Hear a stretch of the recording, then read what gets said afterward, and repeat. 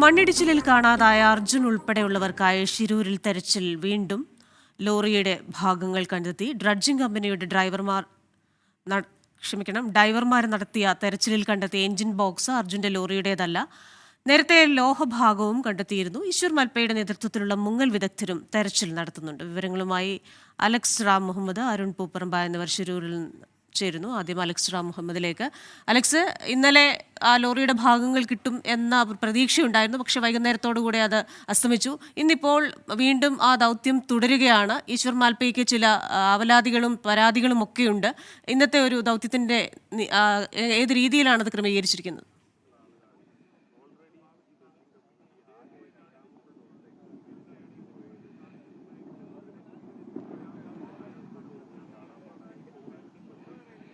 കൃഷ്ണ, ഏറ്റവും പ്രധാനപ്പെട്ട കാര്യം രണ്ടിടങ്ങളിലായി, അതായത് CP4 എന്ന് പറയുന്ന പോയിന്റിലും CP3 എന്ന് പറയുന്ന പോയിന്റിലും, ആ കോൺടാക്ട് പോയിന്റ് 3ലും 4ലും ഡൈവർമാരുടെ പരിശോധന നടന്നു. CP3യിൽ പരിശോധന നടത്തിയത് ഈശ്വർ മൽപ്പയാണ്.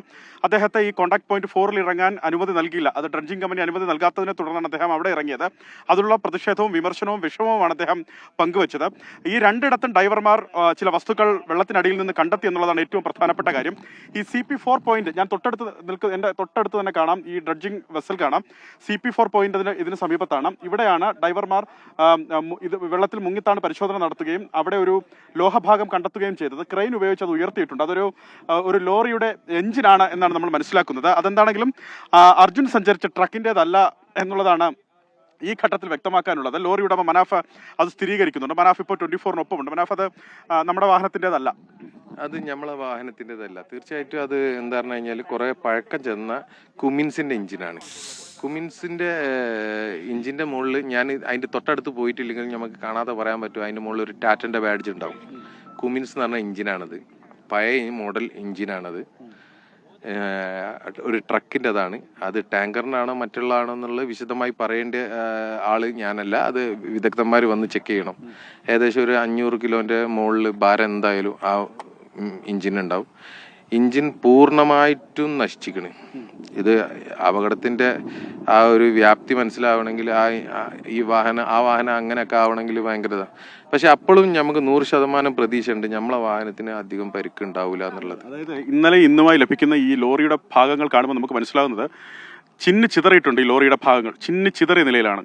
അപ്പോൾ അത്രയും ഭീകരമായ ഈ അപകടമാണ് ഉണ്ടായത്. ഈ പാറക്കല്ലുകളൊക്കെ ഇങ്ങനെ ഇളകി തെറിച്ച് ചിതറി കിടപ്പുണ്ട്. അപ്പോൾ നമ്മുടെ വാഹനത്തിന് അങ്ങനെ സംഭവിക്കില്ല എന്നുള്ള കാര്യം ഇതുവരെ ഞാൻ എൻ്റെ സ്വന്തം നിലക്ക് പല പ്രാവശ്യം ഇവിടെ നിർത്തിയ ഈ രക്ഷാദൗത്യം ഇവിടെ ഇവർ നിർത്തിയ സമയത്ത് നമ്മളെ സ്വന്തം പണം ഉപയോഗിച്ചിട്ട് ഞാൻ ഈ പുഴയിൽ ഈശ്വർ മൽപ്പനെ ഇറക്കിയിട്ടുണ്ട്. അതേമാതിരി കടലിലും ഇറക്കിയിട്ടുണ്ട്. കടലിൽ മൊത്തം അരിച്ച് പെറുക്കിക്കണം. നമ്മളെ വണ്ടി കുറേ ഭാഗങ്ങൾ ഫൈബറിനെ കൊണ്ടുള്ളത് കൊണ്ട് അങ്ങനെയാണെന്നുണ്ടെങ്കിൽ എല്ലാ ഭാഗത്തും എൻ്റെ അനിയന് സാഗർ കോയ ടിമ്പേഴ്സിന്ന് എഴുതിപ്പിച്ചിരിക്കണം. അപ്പോൾ ഈ ഏതെങ്കിലും പാർട്സ് നമുക്ക് കടലിൻ്റെ ഭാഗത്തുനിന്നെങ്കിലും കിട്ടേണ്ടതാണ്. ഇതുവരെ ഒരു പാർട്സ് പോലും ഉള്ളിൻ്റെ എഞ്ചിൻ്റെ ക്യാബിൻ്റെ പാർട്സുകളൊന്നും കിട്ടിയിട്ടില്ല. ബാക്ക് സൈഡത്തെ പലതും കിട്ടിക്കണേ. ഇപ്പോൾ ഈ ബാക്ക് സൈഡിൽ ഉണ്ടായിരുന്നത് ആ വെള്ളത്തിൻ്റെ ഫ്രെയിം, ജാക്കി, അങ്ങനെയുള്ള സാധനങ്ങളൊക്കെ കിട്ടിക്കണ്. പക്ഷേ ഫ്രണ്ടിലുള്ള ഒരു സാധനം ഇതുവരെ കിട്ടിയിട്ടില്ല.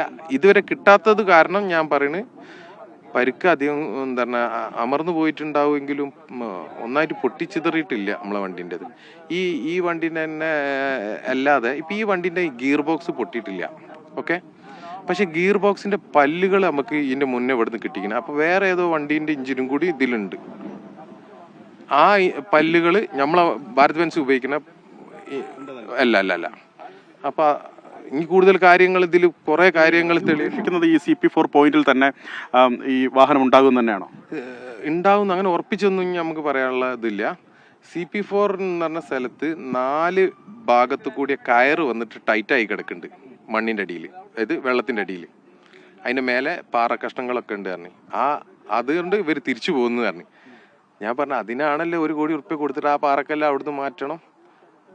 കയറുകൾക്ക് ഒരു കേടുപാടും വരരുത്. ആ പാറക്കല്ല് അത്രയും സാവധാനം മാറ്റിയതിന് ശേഷം അടിയിലേക്ക് പോവുക. ആ കയറിൻ്റെ മറ്റൊരു തറ്റത്തേക്ക് പോവുക എത്രയും പെട്ടെന്ന്. ഇന്നിപ്പോൾ ഉച്ചയായി. ഇവർ വളരെ സ്ലോയിലാണ് പണിയെടുക്കണത്. ഇത് 3 ദിവസത്തേക്കൊക്കെ ഈ ഒരു ദൗത്യം ഒരിക്കലും മുന്നേറാൻ കഴിയില്ല. അവിടെ ഇല്ല എന്നുണ്ടെങ്കിൽ ബാക്കി ഭാഗങ്ങൾ പരിശോധിക്കേണ്ടതുണ്ട്. അതുപോലെ തന്നെ ഇപ്പം നമ്മൾ നിൽക്കണ ഈ മണ്ണ് ഇതുവരെ തൊട്ടിട്ടില്ല. ഇപ്പം നമ്മൾ നിൽക്കണ ഈ ലക്ഷ്മണ നായകൻ്റെ കടൻ്റെ മേലെയാണ് നമ്മൾ നിൽക്കുന്നത്.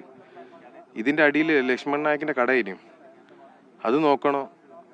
നമ്മളെ മാത്രം കാര്യമല്ല, ലക്ഷ്മണ നായകൻ്റെ കടയിൽ ലക്ഷ്മണ നായകൻ്റെ അളിയന് ജഗന്നാഥന്, ലോകേഷ്, ഇവരെ കാര്യങ്ങളൊക്കെ ഇതിൻ്റെ ഉള്ളിൽ കിടക്കുന്നുണ്ട്. അത് നോക്കണം. കൂടി കണ്ടെത്തേണ്ടത് ഒറ്റ പ്രയത്നം കാരനാണ് ഞാൻ നിരന്തരം കന്നഡ ചാനലിലും മറ്റുള്ളത് സംസാരിച്ചുകൊണ്ട് ഒരു സന്തോഷ വാർത്ത എന്താണെന്ന് വെച്ച് കഴിഞ്ഞാൽ ഇവരെ ഫാമിലിക്ക് ഉള്ള 2 കുട്ടികൾക്ക് ജഗന്നാഥൻ്റെ 2 പെൺമക്കൾക്ക് ജോലി കിട്ടി. ഗവൺമെൻറ് താൽക്കാലിക ജോലി കിട്ടി. മറ്റത് CP3 പോയിന്റ് നടത്തിയ ഈശ്വർ മാൽപ്പെ നടത്തിയ പരിശോധനയാണ്. അവിടെ നിന്ന് ചില തടിക്കഷ്ണങ്ങൾ 3 തടിക്കഷ്ണങ്ങൾ അദ്ദേഹവും അദ്ദേഹത്തിന്റെ സംഘാംഗങ്ങളും അവിടെ നിന്ന് വലിച്ച് കരയിലേക്ക് മാറ്റിയിട്ടുണ്ട്. ഒരു സ്കൂട്ടർ കൂടി അതിനുള്ളിലുണ്ട്, അതിന്റെ അടിയിലുണ്ട് എന്ന് പറയപ്പെടുന്നുണ്ട്. ഈ തടിക്കഷ്ണങ്ങൾ കണ്ടിരുന്നത് അത് നമ്മുടെ വാഹനത്തിൻ്റെതാണ്. നമ്മൾ തന്നെ ഇനി വരുന്നൊക്കെ ഒരേ പാറ്റേണിലുള്ള തടികളായിരിക്കും. അതിൻ്റെ കൂട്ടത്തിൽ ഇപ്പോൾ ഈ ലോറിയുടെ കാര്യം അല്ല, ഈ ബൈക്കിൻ്റെ കാര്യം, ഈ സ്കൂട്ടറിനെ പറ്റിയിട്ട് ഇതുവരെ ഒരു സ്ഥലത്തും ഒരാളും ഇങ്ങനെ ഒരു സ്കൂട്ടർ നഷ്ടപ്പെട്ടതായിട്ട് പറഞ്ഞിട്ടില്ല. ഇപ്പം യാദൃശ്ചികമായിട്ട് ഈശ്വർ മൽപ്പയ്ക്ക് സ്കൂട്ടർ കിട്ടി. അത് എന്താണ് കഴിഞ്ഞാൽ ആ സ്കൂട്ടറിൻ്റെ ആളെവിടെ, അതൊക്കെ കുറേ ചോദ്യങ്ങളുണ്ട്. ഇതൊന്നും ഇതിനുള്ളിൽ ഈ വെള്ളത്തിൻ്റെ അടിയിൽ ഞാൻ മുന്നേ പറഞ്ഞ മാതിരി പല വണ്ടികളും വാഹനങ്ങളും ഉണ്ട് ഉറപ്പായിട്ടും. അതെ, ഇതൊക്കെ പുറത്ത് ജനങ്ങളെല്ലാവരും കൂടെ നിന്ന് കഴിഞ്ഞാൽ ഇതൊക്കെ പുറത്തേക്ക് കൊണ്ടുവരണം. ഇവിടെ ഇത് ഇങ്ങനെ മണ്ണിട്ട് മൂടാൻ പാടില്ല. ഇനിയുള്ള ഏതെങ്കിലും ദുരന്തം നടന്നു കഴിഞ്ഞാൽ ഒരിക്കലും മണ്ണിട്ട് മൂടരുത്. ജനങ്ങൾ ചോദ്യം ചെയ്യപ്പെടും എന്നുള്ളത് ഭരണകൂടത്തിന് ഒരു ഓർമ്മപ്പെടുത്തലാവണം ഈ ഒരു സംഭവം. പരിശോധന കാര്യക്ഷമമല്ല, നിലവിൽ ഇഴയുകയാണ്. അതെ, ഇതിനെങ്ങനെ കഴിയുള്ളൂ ശരിക്ക്? ഇതിനെപ്പറ്റി അറിയാത്തവരാണ് 3 ദിവസം കൊണ്ട് ഈ പണി ഈസി ആയിട്ട് അങ്ങോട്ട് എടുത്തു പോകാന്ന് വിചാരിക്കുന്നത്. ഒരിക്കലും കഴിയൂല. നമുക്ക് വെള്ളത്തിന്റെ മുകളിൽ നിന്നിട്ടാണ് ഈ പ്രവൃത്തി നടക്കേണ്ടത്. ഇതിനൊരു വലിയ ടീം വേണം. കേരളത്തിൽ നിന്ന് നമ്മൾ ആവശ്യപ്പെടുന്നത്, സ്കൂബ ഡൈവേഴ്സിന് ആവശ്യപ്പെട്ടത്, റെസ്ക്യൂ ടീമിന് ആവശ്യപ്പെട്ടത്, പല ഭാഗത്ത് തിരയട്ടെ പലരും. ഇത് ഒറ്റ ഈശ്വർ മാൽപ്പെ ഈ മൊത്തം കടൽ പോലെ കിടക്കണ ഈ പുഴനെ തപ്പി കണ്ടുപിടിക്കാൻ മനുഷ്യനാൽ ഇപ്പൊ തൽക്കാലം സാധ്യമല്ല. ഒരു മനുഷ്യനാൽ പല ആളുകളും വേണം. ഇതിന് നമ്മൾ കേരളത്തിന്റെ ഭാഗത്ത് നിന്ന് പല പ്രാവശ്യമായിട്ട് ആവശ്യപ്പെട്ടിട്ടുണ്ട്. തിരുവനന്തപുരത്ത് പല പ്രാവശ്യം പോയി ആവശ്യപ്പെട്ട് നമ്മൾ ആളുകളെ അനുവദിക്കുന്നു. ഇതിന്റെ പ്രൊസീജിയർ നോക്കി കുത്തിരിക്കുമ്പോഴത്തേക്കും ഈ ഡഡ്ജർ പോവും. അപ്പൊ നിങ്ങൾ എന്ത് വീണ്ടും നമ്മളെ കുറ്റം പറയും. കാരണം കഴിഞ്ഞ് നിങ്ങൾക്ക് എന്തൊക്കെ സംവിധാനം ശരിയാക്കി തന്ന് ഈ സംവിധാനങ്ങളൊക്കെ ഇവിടെ വെറുതെ വന്ന് ഇവിടെ പാർക്ക് ചെയ്ത് പോവുകയാണ്. ഇപ്പൊ ഈ വലിയ വലിയ വാഹനങ്ങൾ കണ്ടുപിടിച്ച് ഇവിടെ എന്തൊക്കെ സംവിധാനങ്ങൾ വന്ന് ഇന്ത്യയിലുള്ള സകല സംവിധാനങ്ങളുടെ പേരും അർജുന്റെ വിഷയത്തിലാണ് ആളുകൾ പഠിക്കുന്നത്. ഐബോള്, സോണാർ, ഇങ്ങനെ പല പേരും ഈശ്വർ മാൽപ്പെ ഇറങ്ങി തപ്പിയതിലാണ്. അല്ല, അതെ, ഈ വാഹനങ്ങളുടേതൊന്നും മുന്നേ എവിടെയും മാർക്ക് ചെയ്തിട്ടില്ല. ഇപ്പൊ ഇന്നലെ കയറ്റിയ വലിയ വലിയ ലോറിന്റെ ഭാഗങ്ങൾ ഒരു മിഷനറിയിലും വന്നിട്ടില്ല. അപ്പൊ ഞാൻ പറയണത് ഇവിടെ കൂടുതൽ എഫക്റ്റീവായിട്ട് കിടക്കുന്നത് ഈ ഡഡ്ജർ നിർബന്ധമായിട്ട് ആവശ്യമാണ്. അതിൻ്റെക്കാളും പ്രാധാന്യം സത്യത്തിൽ എന്താ പറയുക, മാൻ പവറാണ്. ഇവിടെ ഇറങ്ങി സാധാരണയുള്ള സ്കൂബ ഡൈവേഴ്സ് ഇറങ്ങിയിട്ട് പരിശോധിക്കട്ടെ. ഈ പോയിന്റ് എല്ലാ മുക്കുമൂലയും പരിശോധിച്ചു കഴിഞ്ഞാൽ നമുക്ക് ഇതിന്റെ തെളിവുകൾ ഇങ്ങനെ ഓരോന്ന് കിട്ടുമല്ലോ. ഇപ്പൊ ഈ എഞ്ചിന് വേറെ ആളതായാലും കിട്ടുന്നുണ്ടല്ലോ. പല ജില്ലാ ഭരണകൂടം പറയുന്നത് ഇത് തിരച്ചിലിന്റെ ഈ ദൗത്യത്തിന്റെ അന്തിമ ഘട്ടം എന്നാണ് ഈ ഡ്രഡ്ജർ ഉപയോഗിച്ചുള്ള പരിശോധന. അതായത് തീരുകയാണ് ഈ ദൗത്യം. അതാണ് വലിയ പ്രയാസം. നമ്മളെ നാട്ടിലാണെങ്കിൽ ഇതൊരിക്കലും ജനങ്ങൾ സമ്മതിക്കില്ല. ഇനി ഇവിടുത്തെ ജനങ്ങളൊന്നും ഇറങ്ങി വരൂല. നമ്മൾ ഒരു പൊരുതണതിന് ഒരു പരിധി ഉണ്ട്. പരമാവധി എന്നെ കൊണ്ട് കഴിയുന്നതിൻ്റെ പരമാവധി പൊരുതി കഴിഞ്ഞിരിക്കുന്നു. ഇനിയും ഞാൻ പിടിച്ചു നിൽക്കുന്നുണ്ട്. അപ്പം എന്താ പറഞ്ഞു കഴിഞ്ഞാൽ എനിക്ക് വേണ്ടിയത് ഒരു കേരളത്തിൻ്റെ ഭാഗത്തു നിന്നുള്ള ഒരു സപ്പോർട്ട് നിർബന്ധമായിട്ടും വേണം. ഈ സമയത്ത് ഇങ്ങക്കനറിയാം, ഈ സമയത്ത് ഇവിടെ നമുക്ക് സ്കൂബ ഡൈവേഴ്സ് ഉണ്ടെങ്കിൽ ഇന്ന് നമുക്ക് പല കാര്യങ്ങളും കണ്ടുപിടിക്കാനും. എൻ്റെ സ്വന്തം ക്രെയിനുണ്ട് ഇവിടെ തൊട്ടടുത്താണ് മംഗലാപുരത്ത്. ഇങ്ങോട്ട് കൊണ്ടുവന്നിട്ട് ആ ക്രെയിൻ ഇവിടെ വെച്ചിട്ട് കരക്ക നിന്നിട്ടുണ്ടെങ്കിൽ ഇവിടെ വലിയ വലിയ മരങ്ങളൊക്കെ ഉണ്ട്, എനിക്ക് വലിച്ചു കയറ്റാൻ കഴിയും. ഇതൊക്കെ ഒന്ന് ചെയ്തു തരാൻ ആരെങ്കിലും ലഭിക്കുന്നില്ല. അല്ല, അതൊക്കെ ഒന്ന് ചെയ്തു തരാൻ ആരെങ്കിലും സഹായിച്ചിട്ടുണ്ടെങ്കിൽ വലിയ ഉപകാരം. മനാഫ് ആ കാര്യങ്ങളാണ് വിശദീകരിച്ചത് ക്രിസ്ത്യൻ. അതായത് ഈ ഡ്രഡ്ജർ നിലവിലുണ്ട്. അതിന്റെ സമയപരിധി വളരെ ചെറുതാണ്, വളരെ കുറഞ്ഞ ചുരുങ്ങിയ സമയം മാത്രമാണ് ഈ ഡ്രഡ്ജറിന്റെ സേവനം ഇവിടെ ഉണ്ടാവുകയുള്ളൂ. അത് കഴിഞ്ഞ് അതിന് മടങ്ങണം. അതിന് ഈ ഭീമമായ തുക, ഏതാണ്ട് 1 കോടിക്കടുത്ത് രൂപ മുടക്കിയാണ് ഈ സംവിധാനം ഇവിടെ എത്തിച്ചത്.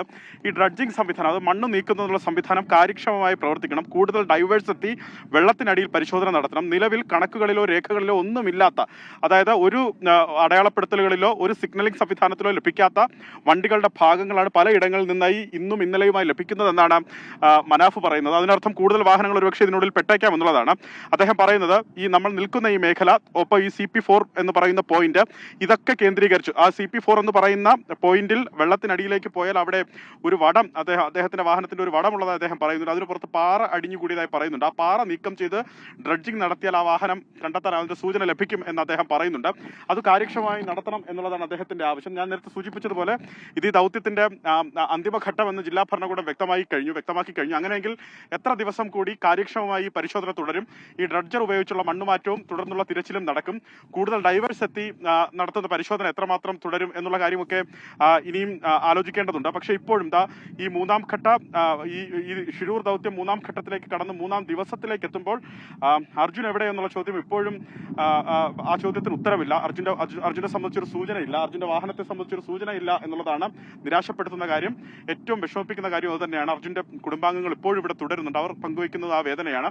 ഈ മണ്ണ് നീക്കം അത് കാര്യക്ഷമമാക്കണമെന്ന് അവരും ആവശ്യപ്പെടുന്നുണ്ട്. ക്രിസ്റ്റീന.